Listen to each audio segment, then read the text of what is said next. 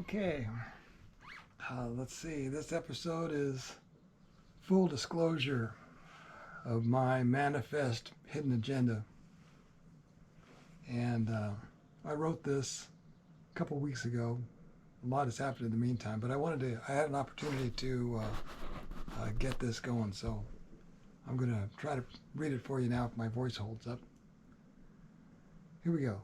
From the outset of my published works in both the Great Questions Project and the MUFON Journal, I have stated that my purpose is to make ufology and the world of high strangeness aware that the writings of my research exist because they represent authoritative statements from the holy writings of a disinterested third party, the approved, authorized translations directly from primary sources, which, without inference or implication, directly confirm or support the theories, research, data, and experiences of the ufology community without asking anything in return.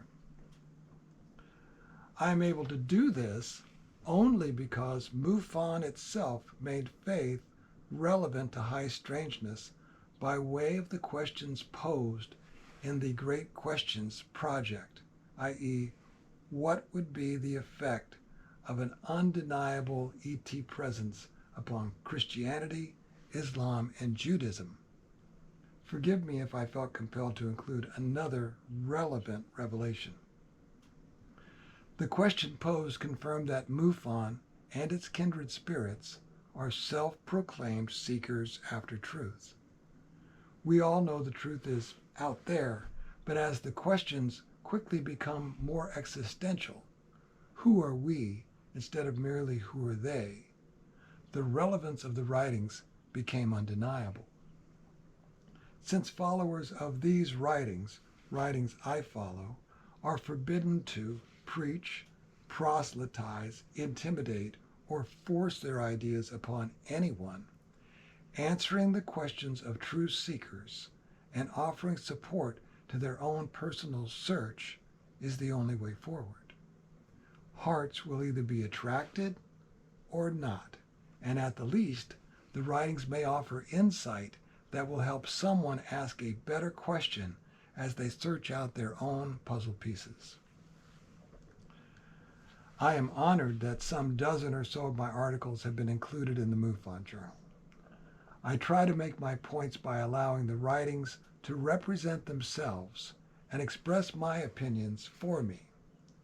If they make sense to the reader in the context of the article without needing further explanation, then they probably apply to the topic and are not being misrepresented.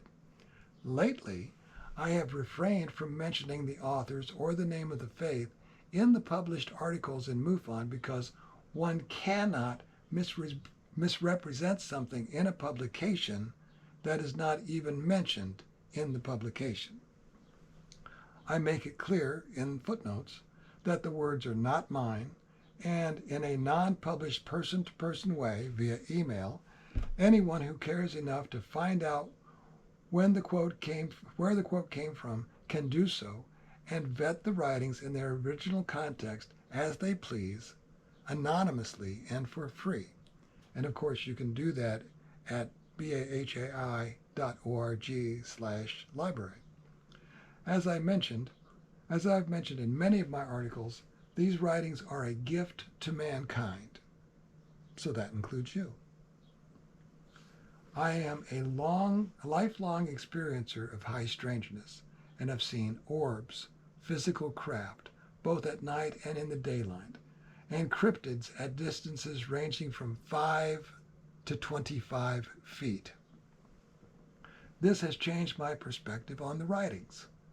Whereas before I began to put everything together, I presumed the writings meant one thing or group of things, and as my experience expanded, my understanding of the writings expanded as well. As with the general bell curve of an oblivious population regarding any interest in the truth of highly strange phenomena, the same is true of my fellow believers in the writings. Those who, like me, are experiencers are more likely to share my perspectives than those who are not. Like the population at large, our topic makes them uncomfortable, and they may not want their beloved writings associated with something so far outside their comfort zone. Hence, I have refrained from even mentioning the name of the faith in my articles for publication, my most recent articles, as I don't want to offend any sensibilities. As I put together my own puzzle, I follow several people who offer insight into both the topic of high strangeness and the vast community of experiencers. One of these is Mr. Steve Istall. He has a YouTube channel. He is a hunting guide on Vancouver Island, Canada. Steve goes out into his element, the forest, mountains, where he has his own encounters, and reads verbatim unvetted emails from his hundreds of thousands of subscribers. Some are possibly fabricated. These are surprisingly easy to spot, and some go too far off the topic to be read, but almost all recount events in such an honest manner. After hearing the same patterns of events from all around the world hundreds of times, patterns begin to emerge. Some encounters are identical to my own. Steve is a Canadian original, a no BS man's man with a heart of gold. Because he has a broad platform, he sometimes rants about political injustice as he sees it, and I usually disagree with his point of view as I perceive it. But I respect him and his point of view. He is genuine and honest. He says, take from it what you will or leave it. One cannot ask more than that from an honest man. He sometimes reads from the manuscript of experiences collected by the late Bobby Short, or records of conversations with First Nations people who have a long-standing tradition and relationships concerning the forest people that the Iroquois called the Sabe. Through Steve, I encountered Chuck Jacobs, a retired fire chief who lives in Payson, Arizona. Chuck is another down-to-earth, unassuming, genuine person. To be open about this Sabe topic in a small town requires conviction and courage, something a fireman would have. Some of his YouTube episodes are about Sasquatch, but others are about repairing his van or a window shield tour of Payson and nearby towns. Payson, Arizona. I live in Payson, Illinois. I found this disconcerting at first, but I have to understand that this is full disclosure, transparency, lending total credibility to who he is and where he lives. Chuck is an opener, or so a medium recently told him. He is a person who can open telepathic communication between humans and Sabe. I spoke with him by phone, and we did it right then and there on the phone.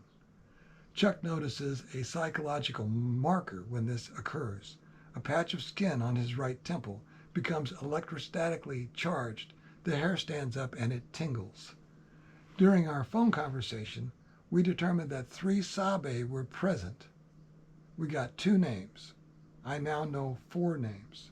I have asked them about a marker so that I can be confident when I am in communication with them and not my own imagination. So far, a feeling of loving joy and calm seems to envelope me. That could be what it is.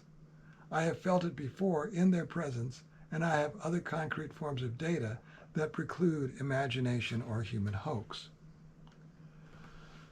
Third, I would mention Dr. Stephen Greer. He is briefing Congress and pressing for exposure of illegal secret black operations that operate above the law without any congressional oversight, at taxpayer expense and at the expense of humanity. When these groups obtained advanced technology, because they were secret organizations, they seem to have succumbed to human frailty and decided that this knowledge was to be hoarded for profit, power, and pleasure rather than to help the lives of human beings.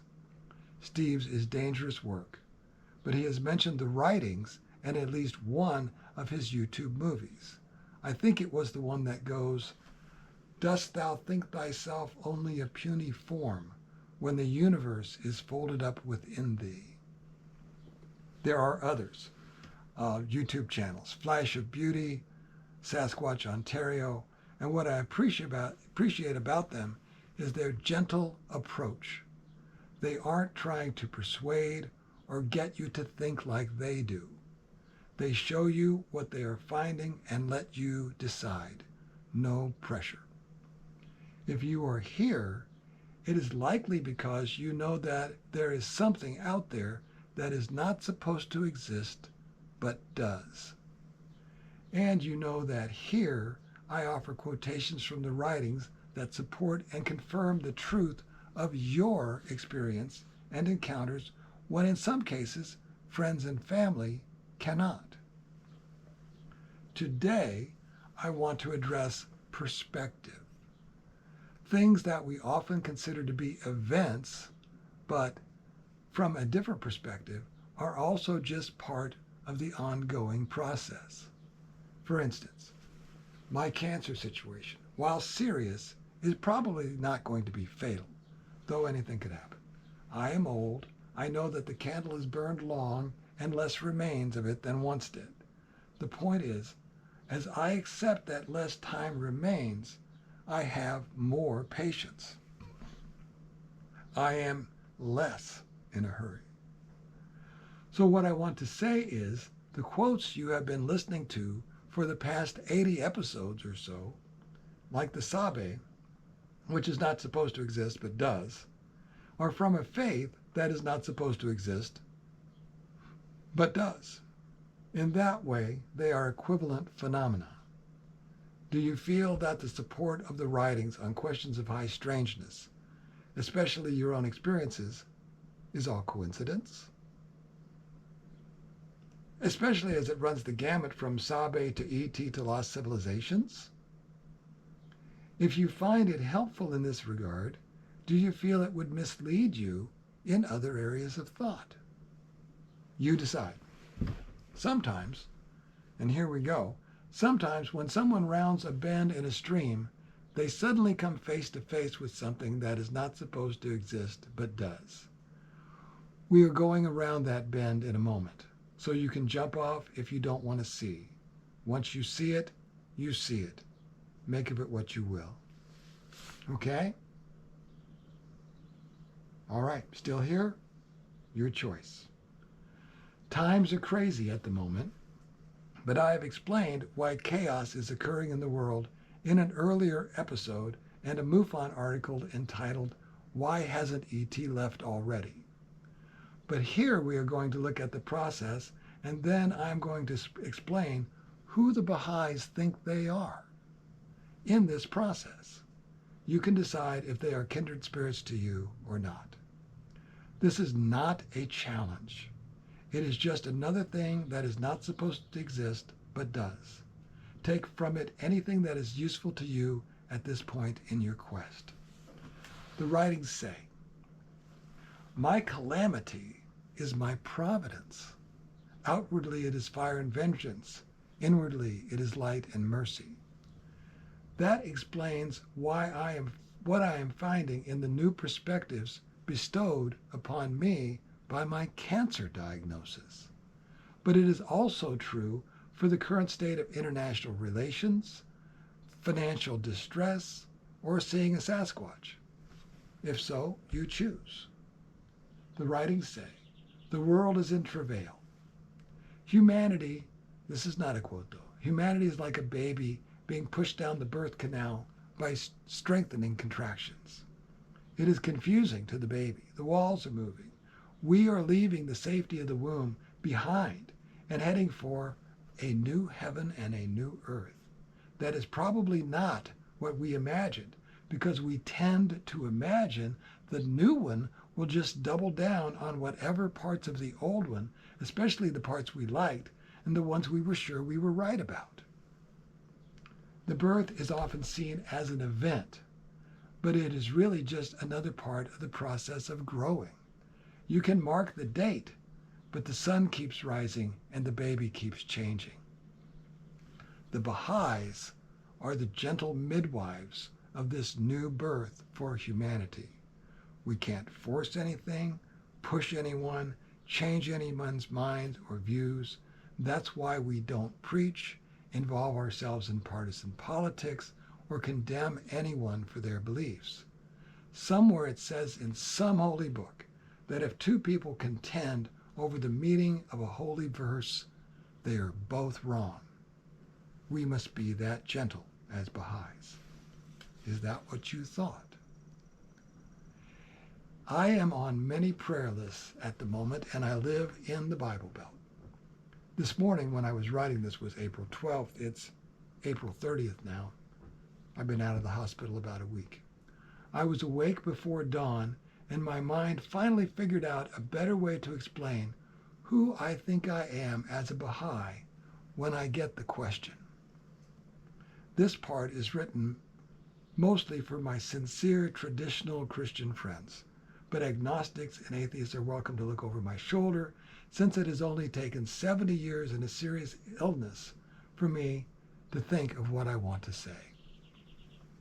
I imagine visiting friends, pure of heart and sincere, who ask if we can say prayers, and I say, of course. And then when we are finished, unable to help themselves, they mention that they hope I will accept Jesus into my heart so that I can be saved like them. This has happened before, more than once. Here is my response now, and it's this. You may rejoice and be assured that I have done exactly what you hoped, but also more. I have good news and great news, but you may find the great news perplexing. Over 50 years ago, I accepted His Holiness, the Christ, the Anointed One, the Wonderful Counselor, Prince of Peace, the Spirit of Truth, the Lord of Hosts, fully into my heart and gave my life to Him. But as that was happening, I rounded a bend in the creek and noticed something that was not supposed to exist, but does. So I went further, and I also accepted Him as Christ returned in the glory of the Father. Basically, though the rapture isn't really in the Bible and is used by Christians as an event, it turns out it describes a process of change. There may be 8 million Baha'is on earth. The Bible says, narrow is the path and straight is the gate, which is a reference to the messenger of God, whose title is the Gate of God. Narrow is the path and straight is the gate, and few there are who enter therein. That may explain why there aren't more Baha'is than there are. Those underused verses in the Bible that say, I go away and another shall come, and God shall write upon him a new name, and I shall return in the glory of the Father. I come as a thief in the night. And here is the Bible's trick question, not mine. The Bible's trick question says this: I come at an hour you do not expect. Ask yourself, if you're a Christian, should you be awaiting His return?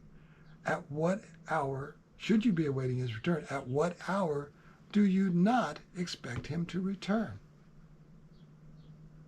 Take your time. It's a trick question. Take your time. In my humble opinion, you possibly expect Him as a Christian at any moment from right now into the future. At any moment and every moment, ardently praying for His return. The only hour you do not expect can only be the hour that has already passed. Just saying.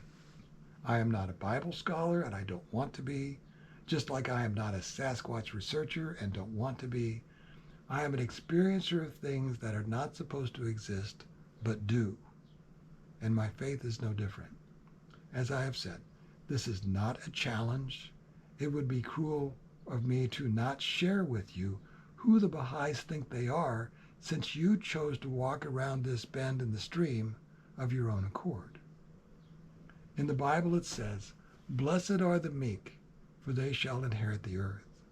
The writings, without claiming that this verse applies to Baha'is per se, repeatedly exhorts the Baha'is to humility and meekness under all conditions. Baha'is are meek. No pressure from us, no fire and brimstone preachers, no "have you been saved," because it isn't like that. How does one inherit a new heaven and a new earth? Well, that happens after the old ones have passed away, doesn't it? That's when you inherit. And it will involve lots and lots and lots of work. It will be a process. But when he, the Spirit of truth, has come, as he has, he shall guide you unto all truth. Isn't that what you were looking for anyway? I hope I wasn't too pushy. Thanks for being here. I'll see you next time.